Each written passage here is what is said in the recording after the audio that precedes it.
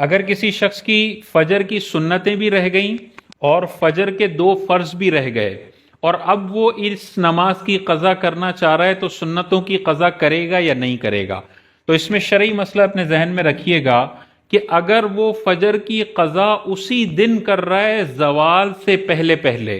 دوسرا مکروہ وقت شروع ہونے سے پہلے پہلے اگر وہ فجر کی قضا کر رہا ہے تو سنتوں کی بھی قضا کرے گا اور فرض نمازوں کی بھی قضا کرے گا۔ آقا کریم علیہ الصلاۃ والسلام کی ایک مرتبہ فجر کی نماز قضا ہو گئی تو حضور علیہ الصلاۃ والسلام نے سنتوں کی بھی قضا فرمائی ہے اور فرض کی بھی قضا فرمائی ہے۔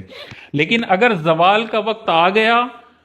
تو اب اگر اس کے بعد مکروہ ختم ہونے کے بعد ظہر کے وقت میں وہ فجر کی قضا کرنا چاہ رہا ہے تو اب صرف 2 فرض کی قضا کرے گا، سنتوں کی قضا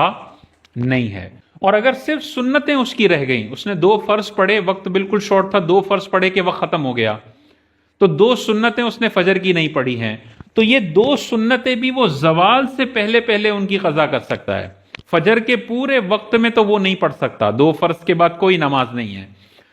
فجر کا وقت ختم ہوگا تو 20 منٹ کا مکروہ وقت ہے سورج نکلنے کا، اس میں بھی کوئی نماز نہیں ہے۔ مکروہ وقت ختم ہونے کے بعد جب اشراق چاشت کا وقت آتا ہے تو اس وقت اگر یہ چاہے تو فجر کی 2 سنتوں کی قضا کر سکتا ہے، لیکن اگر اس دن زوال کا وقت شروع ہو گیا، دعوی کبریٰ کا وقت شروع ہو گیا، تو اب ان 2 سنتوں کی قضا نہیں کی جا سکتی۔